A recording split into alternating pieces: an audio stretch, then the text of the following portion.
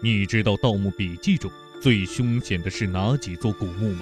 你以为会是让九门差点衰败的四姑娘山，还是那个令小哥都下跪的七星鲁王宫？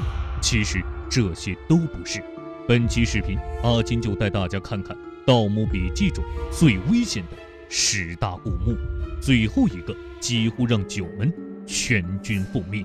视频开始之前，欢迎大家长按点赞并关注支持。偷偷告诉大家，长按点赞2秒会触发特效惊喜。第10，西沙海底墓。吴邪、胖子、阿宁、张秃4人进入古墓后，先是遭遇了怪物晋婆和海猴子。不过海猴子可以忽略不计，没有影视里渲染的那么恐怖，有枪就能把他们打死。在这里最难缠的就是晋婆的头发。不过后来他们知道头发越长火就烧得越旺后，就解决了这只晋婆。海底墓总的来说危险系数不是很高，但是因为是在海底，最危险的就是没有氧气。到这里阿金有一个疑问，那就是来到海底墓的考察队失踪后去了哪里？第9，长沙血尸墓。长沙血尸墓虽然谈不上凶险，但是惊悚还是有的。其一就是在书中说吴家的一切都是源于血尸墓，并且当年吴老狗一共发现了2具血尸，一具浑身都鲜血淋漓，另一具长着一张满是褶子的脸。后来知道了，这具长着怪脸的血尸是吴老狗的二哥。但是在彪子岭古墓里面还有2具已经腐败的尸体，通过衣物特征和身上携带的物件可以辨认出正是吴老狗的父亲和吴老太爷。那么问题来了，最开始那具血淋淋的血尸是谁呢？还有一直没有出现的吴老大，因为在这里连吴老太爷都出动，为何偏偏吴老大没有来？第8，矿山青乌子墓。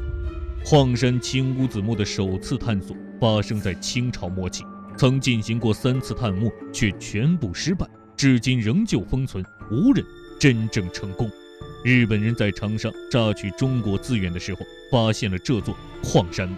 由于墓中十分的凶险，导致很多日本人都命丧于此。于是他们便想借助二月红的力量来探寻这座古墓。不过在下墓过程中，洪家也是损失惨重，就连佛爷二月红，甚至陈皮阿四等一众倒斗高手都在此受了重伤。于是洪家决定暂时退出此墓，并在入口设下大量陷阱，以防日本人再次进入古墓。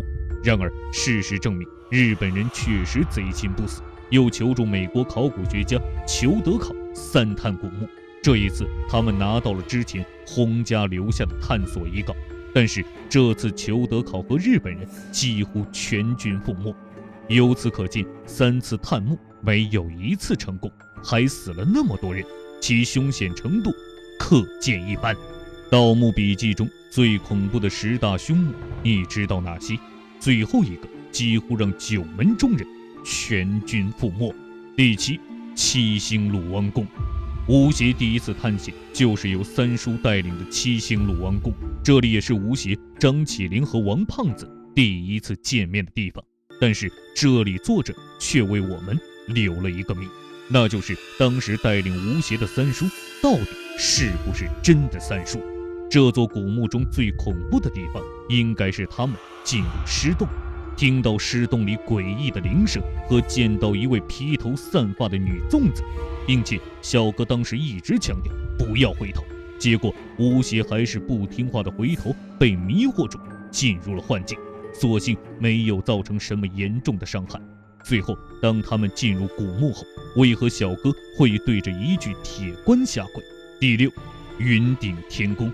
云顶天宫这里确实恐怖，尤其是他们遇到了鬼打墙，在那个宝藏室里怎么走都走不出来，不停地重复着回到最开始的地方，结果发现竟然是那只大头尸胎在高贵。在众人合力之下，费尽力气才将那只大头尸胎杀死，最终碰到阿宁之后一起逃出。中途虽然也有油烟、人面鸟等阻拦，但还是成功逃出升天。第5，秦岭神树。这部分内容十分的诡异，并且凶险程度也远远超过云顶天宫。在这里，吴邪身边并没有小哥和胖子跟着，而是跟着一起非常奇怪的老痒。重点来了，吴邪明明是和老痒一起进的秦岭，但是在最后，吴邪却发现了他的尸体。那么，一直陪伴吴邪的那个人又是谁呢？还有在墓中，吴邪差点被一条大鱼攻击丧命，之后又遭遇被吃骨寄生的大猩猩，最后还是被及时出现的阿宁给开枪打死的。但是这些被打死的寄生兽却被古树的树根疯狂吸食。而此时，当众人拿起手电筒环顾四周时，被眼前的一幕所震惊。因为大量的吃骨已经将他们层层包围，并且以极快的速度向吴邪他们逼近。好在吴邪之前在鲁王宫里吞下了麒麟血，身体内流的是麒麟的血，在危急关头竟逼退了这些吃骨。之后，吴邪等人和小哥胖子会合后，危险仍在继续。第四，古铜经。在古铜经更凶险的还是人心。这场杀害的探险更像是吴邪策划的一场剧。九门众人谁都知道杀害的凶险，并且知道很有可能回不来。但对于这群人来说，古铜经越不能去越神秘，这意味着里面的宝贝越值钱，这就是他们所追求的。但也正是在古铜经这样危险的地方，才让吴邪选择了这一绝佳场所。这里和蛇矿的秘密有关，它是吸引汪家人的导火索。而正是这一切条件，成了吴邪彻底覆灭汪家人的一盘棋。盗墓笔记中最凶险的10大古墓，最后一个几乎让九门中人全军覆没。第三，蛇爪鬼城。这可以说是盗墓笔记中最危险的古墓之一。蛇爪鬼城的凶险其实有2个地方，一个是遍布各处的机关蛇，另一个是藏匿于暗处的它。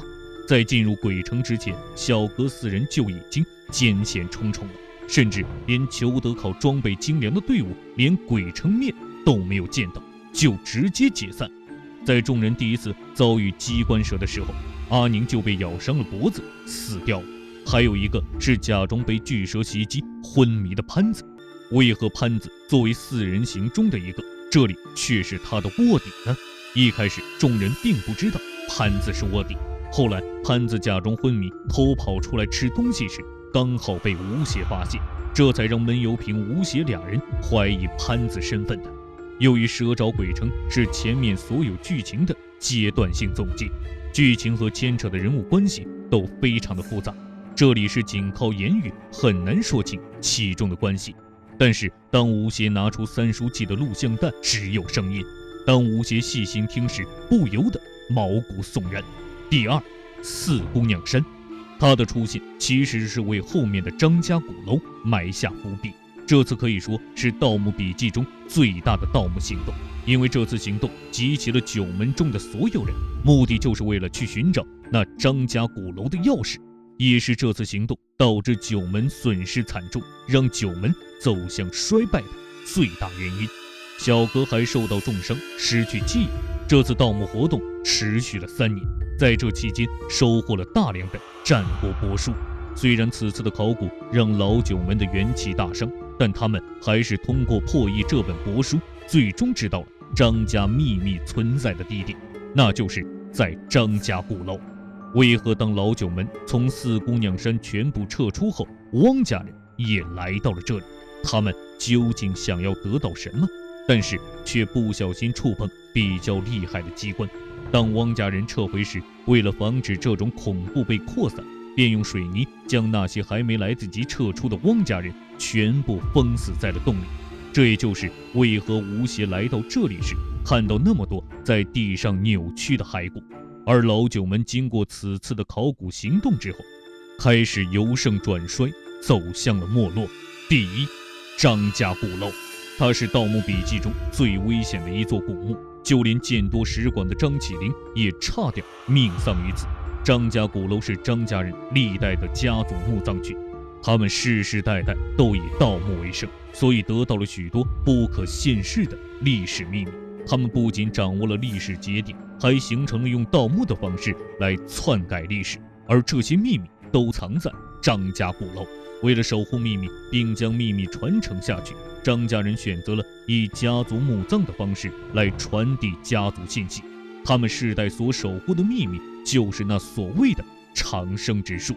而诬陷他们去张家鼓楼是为了寻找小哥的记忆，也正是因为这次行动，使张起灵和胖子差点死在里面。因为张家鼓楼里只有2个攻击性的机关，那就是强剪和铃铛。虽然这2个机关数量非常的少，但是杀伤力却十分惊人。强剪一出，难留活口；铃铛一响，进入幻局，不是张家人，通通死光。本期视频到这里就结束，感谢大家的观看，欢迎大家在评论区或者弹幕中积极讨论，我们下期再见。